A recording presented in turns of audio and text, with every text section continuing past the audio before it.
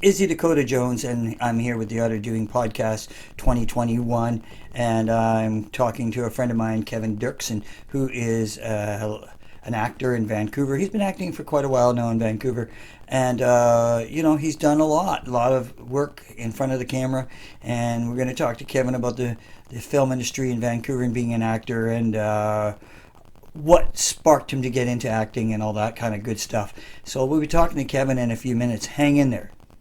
Izzy Dakota Jones with the Other Doing Podcast. How long have you been doing acting now? How long have you been in the entertainment business for? About? Oh boy, 20 years, more than 20 years. Right on. Yeah, over 20 years. Yeah. And what got you into it? Like what got into your into your system about into your heart and your soul about being an actor, right? What got you there? Well, I always wanted to do it. So it was something that I always thought would be a lot of fun. Yeah. But I was kind of kicking to do it until friends started doing it, and he passed away. Okay. I thought, well, here, I got to do it now. Mm-hmm. Right on. I'm like, you only get a short time here, so just get on it. Yeah, enjoy it while you Don't can. wait around. Yeah. Right. So anyway, if you want to do something, now you do it. It's not going to wait for you. So what did you start off in, like a TV series, film, commercials? What did you start off in? Mostly commercials. Right on. Did a number of commercials, and so that was fun. Did a bunch of Toyota commercials. Oh, right on. Yeah, did 10 of them. Wow, really? Yeah. Wow. Yeah, in fact, I was supposed to do about 20, but what happened was that another production company swooped in and said, no, you're doing 10. And we're doing it for this price instead of that price. Oh, Jesus, eh? So that's the nature of show biz. You never know even if you are certain of something, you're not really that certain of it. Right. It can change in a heartbeat. I see. So now, when you started doing that, when did you start getting into movie bits, film bits, any of that? When did that start? Oh, well, that all started, it all came at the same time. Okay. You just keep plugging away at it, and you do a bit here, a bit there, and but the problem is, it takes so many years to get your bits built up. For some of us, anyway. Yes. But, yes. Yeah, you got to be patient, and you got to be what's the word? Persistent. I guess persistent and diligent, right? Just got to keep going. Yeah. Right? That's interesting. I mean, it's grown so much. I mean, 20 years ago, since we've known each other. I think at least about about 30 years, probably, right? Yeah, maybe 30. Yeah, I'd say about 30. So I remember meeting you back then, about that long ago, right? I remember meeting you. I'd already started school then, actually. Yeah. School, so. Yeah, and so you've been doing about 20 years, and then. The industry's grown so much since then. I mean, there's just so much work. I mean, right, even now, it's even during COVID, it's kind of getting bigger and bigger, right? Yeah, well, a lot of the productions are coming here because they realize it's safer here. Yes. So, yeah, there's a lot of work. I'm auditioning a hell of a lot more than I ever did in the past. I don't know if it's just I've hit the right age or right look or what it is, but yeah, it's probably a lot more than I ever did. Yeah, it's probably a combination of a lot of things, right? I mean, yeah, probably. Yeah, because you've been around enough, okay, this is sort of happening like this because of this, right? Yeah. Well, there's been over the years, there's been long dry spells too, right? So you just got to kind of go with it. But I have a friend in LA who's saying it's like a gold rush right now in Vancouver, and it is. Wow. Because production after production coming up, or ready to go. Yeah, I mean, the only thing holding it up is COVID. Yes, I think I even hear from people behind the scenes too. They're saying that there's shortage already of workers, right? Crew for sure. Yeah, the crew is starting. They're starting. They don't even have enough crew people, and they don't want to hire, but they're getting to the point where they're going to have to start looking at even training people. That's what I've been hearing. Yeah, I've noticed the BIPOC group trying to get people into that, which is great. Yeah. They should. Yeah, I know, and I got a couple of friends who are like, been acting a little bit, and then now they're starting to, like, get out there because they're seeing that, like you said, there's a lot of room for Canadian actors right now because the Americans can't come up here generally, most of them. Yeah. Right? And, yeah. And Actually, I do have a Canadian American friend who's come up here, but he had to quarantine for 2 weeks. Wow. Yeah. So he was going stir crazy. I bet. Yeah. I mean, anyway, so he's up here now filming. So yeah, there's a lot of that.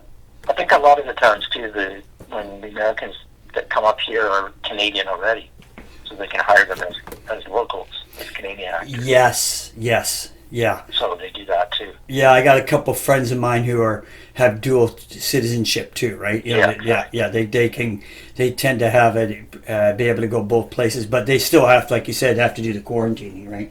Yeah. Yeah. And which, everybody goes crazy coming up and spending time sitting around. Yeah, I mean, there's only so much Netflix a guy can watch, right? Even if you binge a whole series, you get to the end of it, you're like, oh my God. Oh God, yeah, no shit, eh?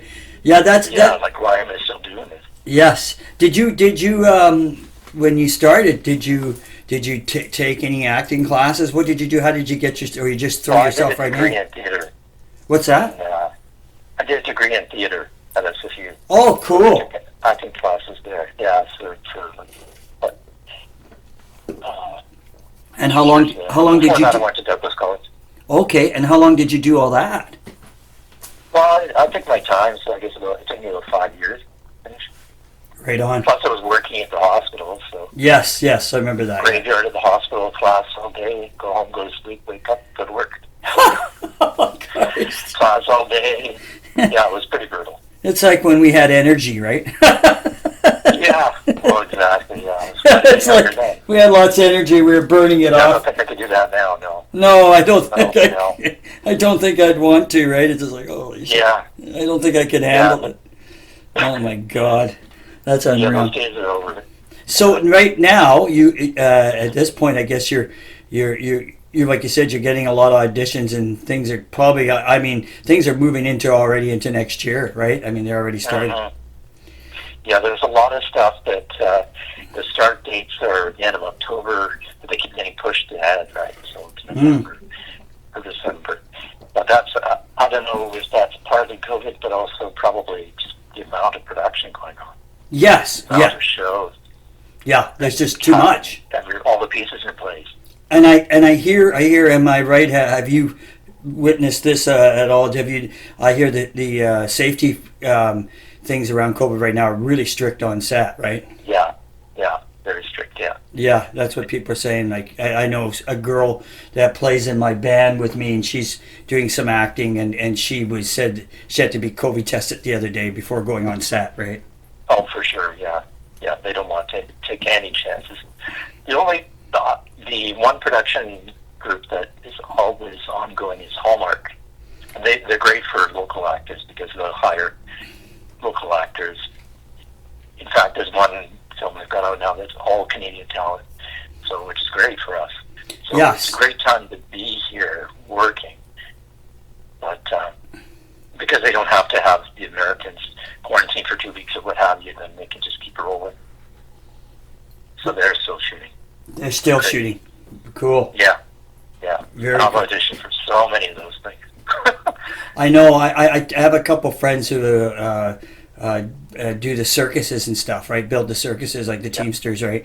And they're nonstop. Like he's one of the guys that's almost ready for retirement, and he's going like, I've never worked so much. He said I wasn't planning on it, but they're so stuck that I haven't. I've got to. I'm just going to take advantage of it now while it's still going on like this. Yeah, exactly. Well, that's the thing, because the thing can shut down in a hurry.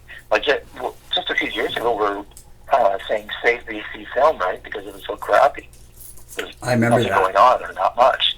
Yeah. And then, things turn around, and you get a pandemic. You get, dollar goes down. Yeah. Which is good for us. Yeah, and it's sad but true. Yeah, and then they all come marching up here. And it's kind of, they know the quality of actors, quality of crew, quality of everybody is top notch. So it's Yes. not a problem, right? Yeah, They don't yeah. have any qualms about it. I remember, like you're talking about, when we go back to like 20 years ago. Like I remember when Stallone was first starting to come here a lot, right? Yeah. And he was filming, right down the end of my block, and it was so rare. Like it was like you didn't see big productions like showing up in this city, right? So like everybody would be out on the street watching the filming, right? It was kind of interesting, and then and there weren't that many Canadian crews and actors, and then it's just like you said, it just like started exploding, and now it's really big. I mean, I guess because of that time when the industry was having problems, I guess. Well, there are various things that happen, like writer strikes or actor strikes. Yes. Stuff like that along the way. So, that happens. Yes. Yeah. I hear right now there's some around safety and all kinds of stuff. I hear there's some issues with the unions too. Right now, I've been hearing some rumblings through people. They're saying there's some issues coming up. Right. That are getting kind of serious, right? So they're trying to keep that down, talks behind the scenes, but there's stuff going on. Yeah. I mean, the thing is, it's all about supply and demand. So if you're going to negotiate new deals, this is a great time to do it.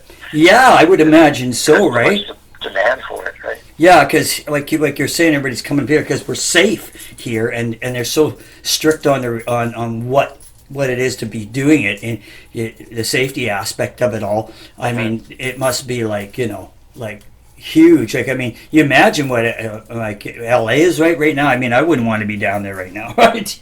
Yeah, well, they're shut down actually, as far as I know. Yeah. To my LA friends. Yeah, I don't think they'll be opening up anytime soon either.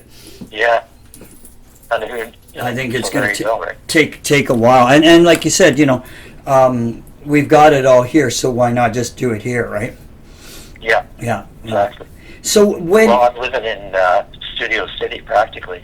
Burnaby is a huge hub for all kinds of studios.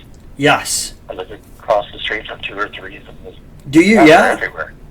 Wow. So, that's great. exactly. That's great. Yeah. Yeah. Well, it is great. Yeah. How nice would it be to get a gig and then walk down the street and go to work? Oh, friggin' hell, eh? Walk home for lunch or what have you. That's amazing, right? Isn't that cool? Yeah. I mean, that's really cool. You wouldn't have thought that, like we said 20 years ago. Now look at the situation, right?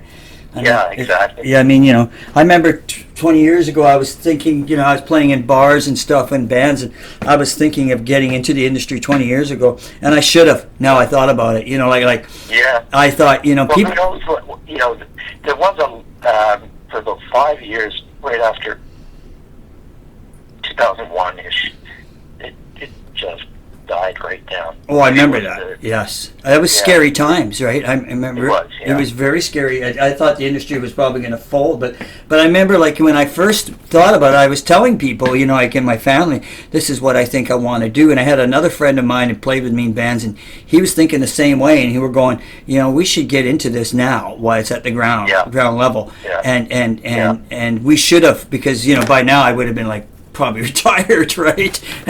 I'm thinking, probably, and I'm thinking like, wow, because people around me, all my family are going, are you crazy? This industry, no way, it's not going to survive. It's going LA, Hollywood will always be the big one. And I says, yeah, but that I says, there's going to be work up here. I see it coming. We're too close. Like, we're too close to LA. It's not that far away. Well, and we've got the time zone is the same too, which is nice. Yeah, the versatility. I mean, there's so many different things shot here that you don't even know it's Vancouver, actually. Well, you do, but they don't say it's Vancouver. They say that's funny, isn't it? Whatever it is. I saw that. I heard that. Not saw it, but I heard that on the radio the other day when I was driving. In my car, the DJ on the radio says, "Oh, I just finished watching this film, and this film filmed in Vancouver." But they never say it's Vancouver. No, never. I think there's maybe 1 or 2. Yes. Films that have acknowledged the actual location as the location. But, very rare. well, that's fine. That's okay. It works for us. We're versatile. Yeah, we can handle it. We can dig. We're Canadian. We can handle it. So tell me, take it too seriously, right? Oh, like yeah. Not like it's the end of the world. No, no, it's not. And tell me what. So what are you like? You're doing a lot of auditions now. What? How many have you done? What do you? What are they? Can you say what you're up for or anything like that? Well, I can't really say it. It's all top secret. Everybody wants you to sign non-disclosure statements. Yeah, so okay. I won't say. I won't get into that because I know. Well, that's okay. But the funny thing is, like, you go into an audition, you'll say you can't tell anybody. Yeah. You'll have 20 people in the room. Well, this is before COVID, of course. Of course, yeah. 20 people in the room, and you're all not supposed to know each other's there. It's pretty funny. Interesting that you say that. You were telling me this though now are you doing it all virtual now? The interviews? Yeah, everything's you do. Basically, my studio is my stairwell. Okay. You know, so I Yeah. film in my stairwell and then send the tape in. Yeah, that's what everybody's saying these days. Because I was wondering about that part of it. Because I was imagining they can't do a cast call anymore, right? Not at this point, right? No, they can't. No, And I imagine that even doesn't- I imagine even that after doesn't- I imagine even after COVID they might keep that going. I'm kind of hoping because it's kind of nice, you know, if you have a regular job, then you can kind of work around, you can massage it. You don't have to take time off to go to an audition. Right. And sometimes, you know, you have to take, you know, however much time it takes to get there. You're in the room for 5 minutes. You come all the way back home. You know, Yeah. you've wasted an hour and a half of your day. Yes. Not wasted, but, you know, you can't work during that time. Yeah. So, and you need a job to support yourself too, right? But you can't just rely on the acting income alone. Well, Right. some do, but most don't, right? Yeah. So, Yeah. You gotta have a backup. So it's kind of great that when you're filming at home, you can. Like last night, I came home from work, got home about 11:30, shot a little thing for an audition, sent it in at about 12:50. Wow. My agent got back to me at 7 o'clock this morning. He said, I got it, sent it in, you know, so that's kind of how it works. And I didn't even find out about it until like 1:30 in the afternoon yesterday. Interesting, eh? So it's yeah, like you said, it kind of works, right? Yeah, it kind of works, but I mean, it's so stressful. It's very last minute, of course. Mm-hmm. Not that I'm complaining because I love doing it, right? I do it for free. Yeah. Well, you know what I mean. I know what you're trying to say. You do it for the love of the yeah, craft, right? yeah. It's the passion. The waiting they pay you for. But it's just so nice to be able to have that freedom, not have to worry about, oh God, I got to switch my shift with Joe now. Yeah. Will they let me switch it? You know. Yes, exactly. Exactly. I gotta hope that I get that switch so I can actually go and do it. Yeah, exactly. Yeah. So, Yeah. which is why a lot of us are waiters or that kind of thing. Yeah. I mean, technology, like the technology part of it is actually, I think, is Well, like it's revolutionized everything. Like my phone, I can talk to you on the phone, do this. Yeah. I can use the same phone to do a tape. Then I can use the same phone, send the tape. I mean, it's completely changed everything. Like I don't need a whole bunch of equipment. Yeah. I just need a phone, Yeah. an easy little mic, which I use, and a light, and I'm good to go. Yeah. I know. Whereas before, you'd have to go into the studio, they'd have the lights set up, they'd have the, the backdrop, the cameraman, everything. Everything. Yeah. And so I Interesting. think what they're going to find is it's a lot easier doing it this way. But I mean, that's just like. Yeah, I mean that's just like playing in bands right now, and on the live aspect of it, we've been doing streaming, right? And friggin' hell, some people don't think like some musicians that think, well, yeah, it's just streaming. It's not the same thing as playing live and getting the response from the audience. I said, we just finished doing a streaming show, and we just streamed to 895 people around the world. Right. And I says, that beats a bar that only fits 150 people. Yeah, for sure. Any day of the week, right? Yeah, and I just said, you just reached people in Japan, in UK, I don't know, Georgia, in Bulgaria, wherever, and I says, and they're responding back and they're thumbs up and stuff, and I says, are you kidding me? I says, I do this. It's like doing TV. Kevin. It's like it's like being in front of a camera and just like, and the people are just behind the camera, you know. And I just said, you're reaching way more people, and you're still playing music. You're still playing live. It's live. It's not. There's no sense of it. You just the reaction. You don't got the reaction from the crowd. That's all. But I'm sure. Yeah, well, that's the thing about performing live, is that you get the instant feedback. Yes. And that's like why the love of theater, you know, doing theater, that's what you get. But it's film and television. Have you done theater? Yeah, I did. I have done theater for sure. But and how was that? Did you like it though? Did you like the response, like you said? You love it, but you don't. It takes a lot of time. You don't get paid, compensated a hell of a lot. Yes. It's really very time consuming, and it's the best. Yes. The best kind of acting is on stage, where you get feedback. You get just the whole visceral. The whole thing is just wonderful. Yeah. But on film, you have to wait 6 months till they edit it, and then another 6 months till they put it on television, and then you don't even know how people are enjoying your show or not. Yeah. You know. Yeah. It's a different.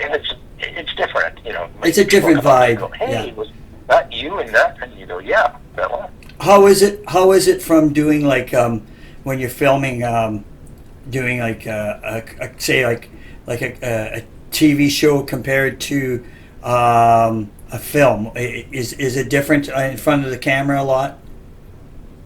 Well, film is bigger budget, obviously. Yeah. But film and TV, you're dealing with a different size screen, so you know you gotta keep your reaction more real. But I don't know. It's just I don't know how to answer that really, because it's kind of the same thing. It's a camera, right? Exactly. You're just in front of the camera. You have to just forget it's there and just be in the moment. Do the scene with your scene partners. You know. Yes. Yeah. It's there as an accompaniment, but it's not really there. Right. I get you. Different, like some of the different films you've done and TV shows. What did you like about, like, in the film? What kind of parts do you play? Like what other parts have you done, Kev? Well, yeah, that's it. I often played a little bit quirky characters or a little off. Okay. So yeah, I'm not Brad Pitt, so I can't get away with that. But although I think Brad Pitt's a good actor, he's turned into one, hasn't he? He's not just another pretty face anymore, is he? Yeah. Oh, he is for sure. Plus, he's a great humanitarian. Yes. But have you worked with some some big actors too? I bet you have. Well, I guess I've worked with a few. Right on. That's been interesting for you, I bet, eh? Well, sitting next to Arnold Schwarzenegger in the makeup chair was kind of funny. I bet. He was wearing this purple wig, and he was being very comical. Very aware of the situation that he was working in, having fun. That's good. And what you picture him as maybe a macho man. Well, he totally is. Yeah. He totally is who he is. Yeah. Well, he's a big dude, right? Yeah. Well, what is he? 6'1" or 6'2"? Like, wow, really? Yeah, that is big. But what's his face? What's his name? Which actor are you thinking of? Rocky. What's his name? Oh, Stallone. Stallone. He's very tiny. He's a short guy, isn't he? Yeah, he's shorter than you, Joe. Yeah, shorter than me. So. That can't be. Yeah. He's a dwarf. He is, yeah. Don't mean to be politically incorrect, folks. What's that? I said I should be politically incorrect. Yeah. Yeah, right. You gotta watch what you say these days. I know. So no, that's interesting. I didn't know. I knew he was short, but I didn't think he was that short. How about, well, I bumped into once at Long McQuaid Music Store. I bumped into Goldie Hawn and her husband, Kurt Russell. Oh, yeah. I bumped into Kurt Russell, and he's not a big guy, like, tall-wise. He's about my size, but he's like stocky, man. Like he looks like he plays football, right? He could, looks like he could mow you down and kick the crap out. Yeah. He's thick. Yeah, he is. Yeah. But he was a really nice guy. He's a great actor too. Wow. Well, there's a lot of them are really nice. Yes. Yeah. I have friends who met both of them and worked with them on set, and they said they're both really nice. Like, they're super nice people. Like he said, you wouldn't believe how nice these people are, right? They're so down to earth. I mean, they're human beings. They put their pants on one leg at a time. Yeah, they're just like us. They're going to work and doing a job, right? Yeah, exactly. That they love. Different kind of job. Yeah. Sure. Not sure I quite love my job. Where you could go,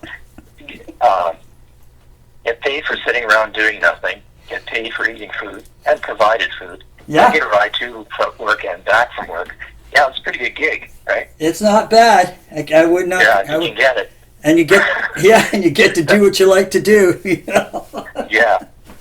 Although nowadays they want you to come in your own car. Do they? They don't. Well, because of the COVID, yes. Well, the COVID's, right. Yeah, so I was wondering about that because I had some friends that are Teamsters and they were doing the driving, right? Yeah, I'm sure. So they're obviously not doing driving right now, hey? I imagine not. Well, no, they are. It's just that they have to do it in smaller groups, right? Yeah. You used to fill the van up full of people and then drive off. Now you have to limit the number of people in it. Right. Like the time I got in the van with Heather Graham. She's like, "Aren't you coming in?" I'm like, No, I'll wait. Right. She said, "No, come in." So, yeah. I said, "No." What a dummy. I could have ridden with Heather Graham. That's your. What was I thinking? Gee. That's your hospital shit coming out of you, going like, no, sorry. No, sorry, I'll pass. Yeah, I'll go and sit with you. Meanwhile, you and I are in an elevator with a COVID patient. Well, the funny thing is that it was a movie called Sanded and Soul I was in. And I had this great debt, which they cut, of course. Yeah. But anyway, it was very funny, very good. Chris Klein, and Heather Graham was in it. Sarah Silverman was in it. And good bunch of people. But anyway, I looked like one of the other actors who was in the film who was playing a larger role. Right. And I think Heather thought that I was that guy. Okay. When I was getting into the van. In the DVD version, when they put it out, one of the comments from the director during, when they talk over when doing extra scenes and stuff like that, they talk about. He said, "I don't even know why we use this guy. He looks too much like that guy." It's pretty funny. So I wasn't, I had little or no egos, so that was fine with me. But I thought it was pretty funny. It is funny. So I think Heather made a mistake in me for that guy. Probably. Yeah. We were getting in. Yeah. It still would have been fun for you to get in.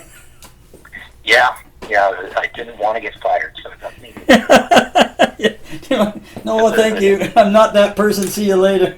Yeah, I'm not that important in this film, so I think I better not. But funny enough, I'm still getting paid for that film 25 years later, or whatever. Wow. Yeah. That's Same with, great. Lizzie McGuire, too. I still get paid for that. Really? Wow. Yeah. That film came out in 2001. It did, too. It's pretty funny because some of the people we work with, they're like, "You're in that movie?" Which movie again? Yeah. Which movie was that? Lizzie McGuire movie. Were you in the McGuire movie? Yeah, I was, yeah. Where are you in the movie? Well, I'm in the scene where she's getting her fashionista, getting her makeover done. Oh, okay. So I'm one of the guys in there, up in her face. I'm going to have to look at it now. Yeah, you have to watch it. I got to watch it now. Now you got me going. Yeah, well, I used to say for those of you who've had the misfortune of watching it, I'm in it. But it's actually a cute movie. I really like it. Yeah. I mean, not because I'm in it, but No, just because it was a good movie. Yeah. No. Yeah. I hear you. Yeah. Alrighty. Well, so now some of the kids I'm working with, they say, "Oh yeah, I was the best." And so it makes me feel old when I hear that. 'Cause they're like 25. Wow. Yeah. Yeah. Right on.